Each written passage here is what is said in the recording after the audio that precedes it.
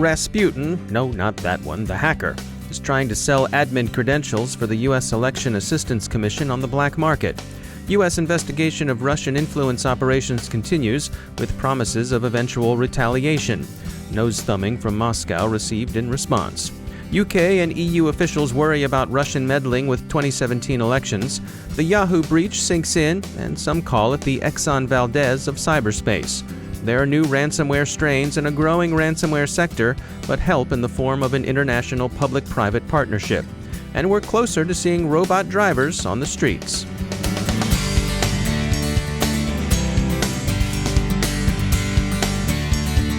Time for a message from our sponsor, NetSparker. Do you know how to tell a false positive from a real threat? NetSparker does. If it's exploitable, it's real. NetSparker's distinctive automated scans drive out false positives, save you money, and improve security. Their approach is proof-based scanning. NetSparker's innovative scanning engine automatically exploits the vulnerabilities it defines in websites and presents you with a proof of exploit. You don't need to verify the scanner findings to see if they include false positives. If NetSparker tells you it's bad, trust them, it's bad. Remember, if it's exploitable, then it's definitely not a false positive. Learn more at netsparker.com. But wait, there's more. And we really do mean more. Go to netsparker.com/cyberwire for a free 30-day trial of NetSparker Desktop. It's fully functional. Scan your websites with NetSparker and let them show you how they do it. That's netsparker.com/cyberwire. And we thank NetSparker for sponsoring our show.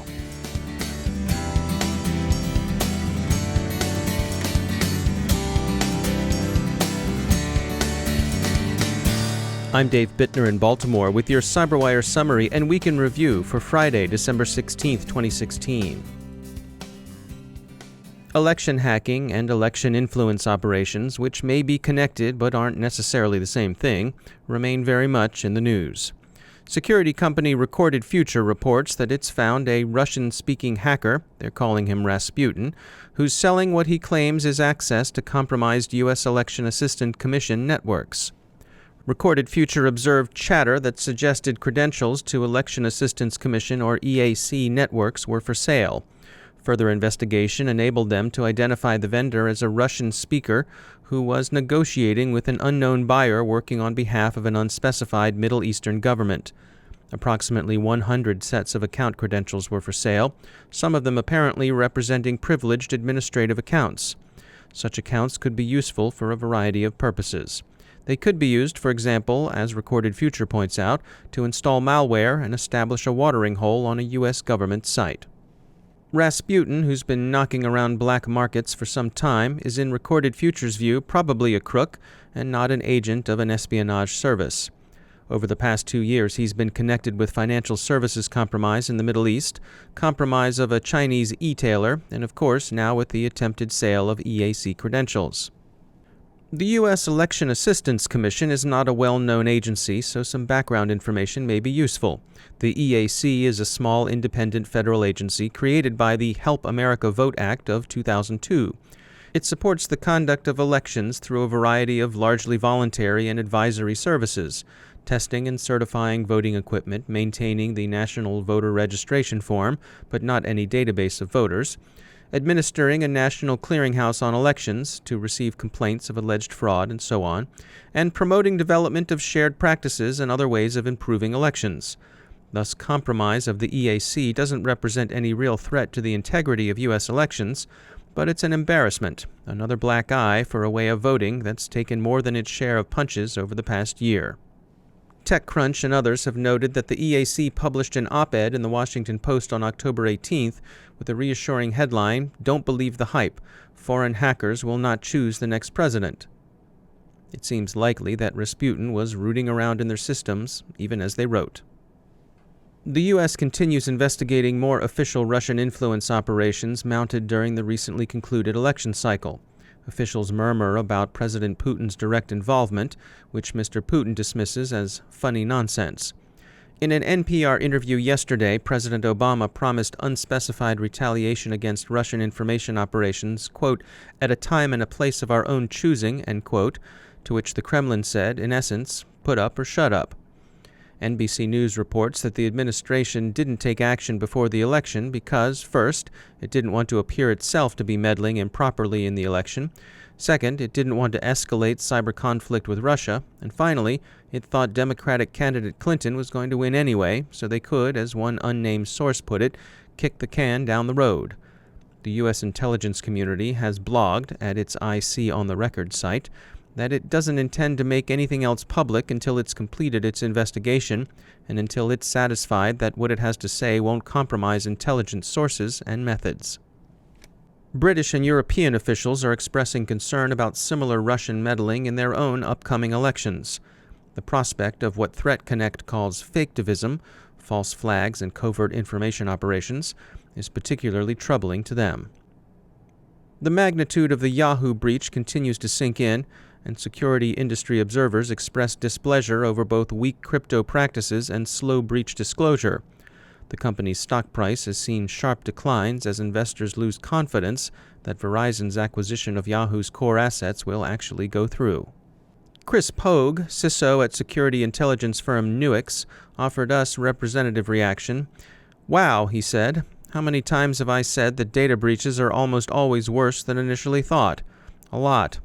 If Verizon was going to purchase Yahoo for its intellectual property and brand reputation, both of which are pretty much shot at this point, my money is on Verizon walking away after this." Netscope has discovered new variants of Locky ransomware circulating in the wild. Malwarebytes has published more information on GoldenEye, which is a rebranded strain of Petya Misha ransomware. This criminal sector continues to grow. An IBM security study released this week says that ransomware operators are expected to net $1 billion from extortion in 2016, up from a relatively paltry $24 million in 2015. So it's worth remembering that regular, secure backup is always a sound practice. There's some compensating good news on the ransomware front. The international public-private partnership No More Ransomware has added new partners and expanded free services for ransomware victims. Bravo to all the partners in this effort. Too many for us to list here, but all deserving a pat on the back. In industry news, well-known security executive Amit Yoran is stepping down as president of Dell's RSA unit. He's moving to Tenable Network Security, where he'll serve as CEO. Finally, autonomous cars take a few more steps closer to hitting the asphalt. GM announces that it's going to begin building and testing self-driving vehicles at the Michigan facility where it currently produces the Chevy Bolt. And Uber has begun operating a few robotic vehicles on California streets. They have human operators on board ready to take over if necessary, but the state of California says the vehicles are in violation of state regulations. How this will play out is to be decided, no doubt, in the courts. Such things usually are. Time for a moment to tell you about our sponsor, Recorded Future. You've probably heard of Recorded Future, the real-time threat intelligence company. Their patented technology continuously analyzes the entire web to give InfoSec analysts unmatched insights into emerging threats. We subscribe to and read their Cyber Daily. They do some of the heavy lifting in collection and analysis that frees you to make the best informed decisions possible for your organization. Sign up for the Cyber Daily email, and every day you'll receive the top results for trending technical indicators that are crossing the web. Cyber news, targeted industries, threat actors, exploited vulnerabilities, malware, and suspicious IP addresses. Subscribe today and stay ahead of the cyber attacks. Go to recordedfuture.com/intel to subscribe for free threat intelligence updates from Recorded Future. It's timely, it's solid, and the price is right. That's recordedfuture.com/intel. And we thank Recorded Future for sponsoring our show.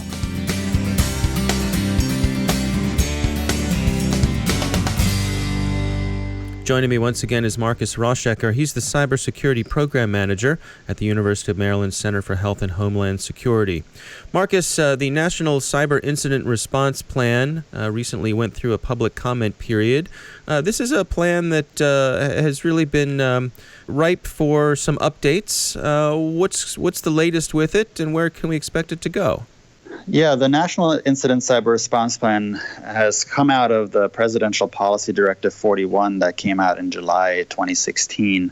Basically, the Department of Homeland Security, in conjunction with the Federal Emergency Management Agency, has taken a lead in developing this National Incident Cyber Response Plan, which is going to basically outline how the federal government would respond to a cyber incident in this country. DHS and FEMA have been working with other federal government agencies like the Department of Justice or Department of Defense, as well as representatives from state and local governments, and they're getting a lot of involvement from the private sector as well, critical infrastructure owners and operators, for example. So it's really a multi-stakeholder effort that's underway here to update the National Incident Cyber Response Plan to really outline how the government is going to respond. Now, Markus, FEMA is taking a lead role in this effort. I think a lot of people would be surprised, don't really think of FEMA as being a cyber agency. It might be surprising to hear that FEMA is a lead agency in developing the cyber plan. But when you take a step back and you see that the National Cyber Incident Response Plan actually will fall under the National Preparedness System, which is the national system for dealing with any kind of threats or hazard. It outlines how we prevent, as a country, how we prevent and protect against threats, how we mitigate against them, how we respond to them, and how we recover. So it's this overarching framework that we have here, this national preparedness system. And FEMA, of course, is a big part of that. So I don't think it's too surprising to now see that FEMA is involved in developing this National Cyber Incident Response Plan, when that Cyber Incident Response Plan really is just a subset of this larger national preparedness system. All right, Markus Rauschecker, thanks for joining us.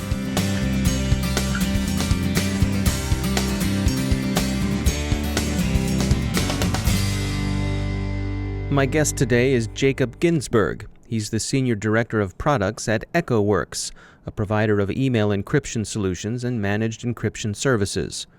With the new president headed to the White House in the U.S., we wonder what the transition could mean for the encryption debate and how encryption affects our daily lives when it comes to protecting our privacy and our valuables in an increasingly connected world.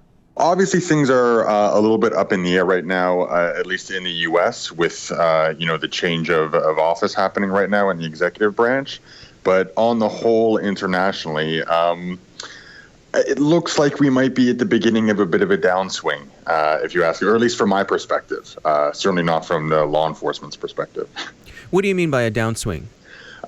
From the perspective of myself, coming from the perspective of kind of a more privacy-conscious citizen, I would say that a lot of the protections that are in place are in the process of being eroded.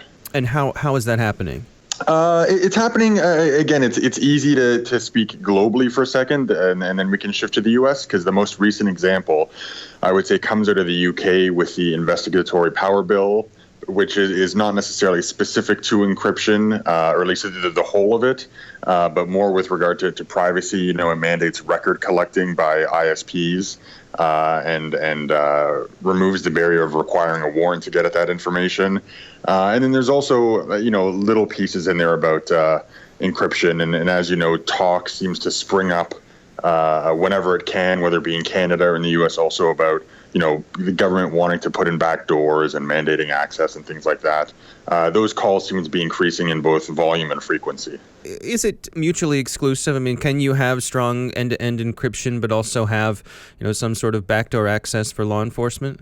I would say yes, they're absolutely mutually exclusive.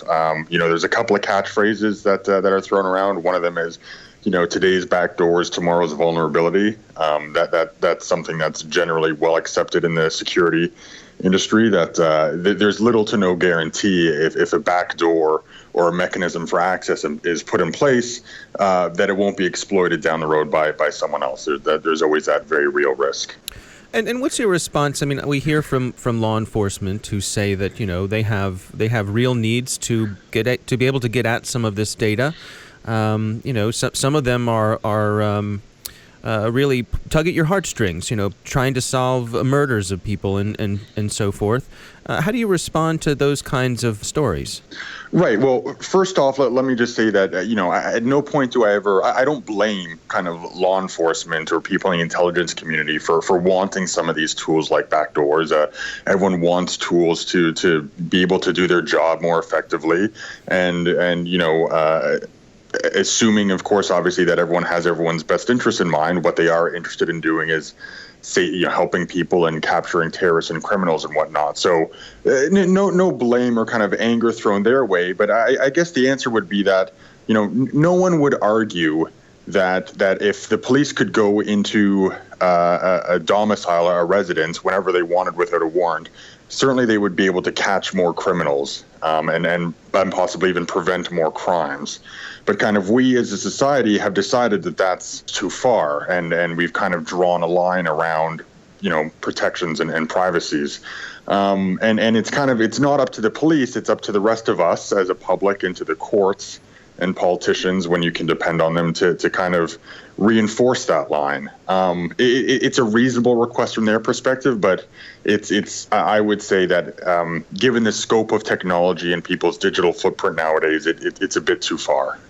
This phrase that's bandied about a lot of times in the U.S., often in sad contexts, that freedom isn't free. A lot of time it's you'll see it on Facebook or something overlaid with a picture of caskets coming back from the Middle East of American soldiers or service members. And that's kind of generally the context that the quote is thrown around in, which is, again, a tragedy, of course, as well.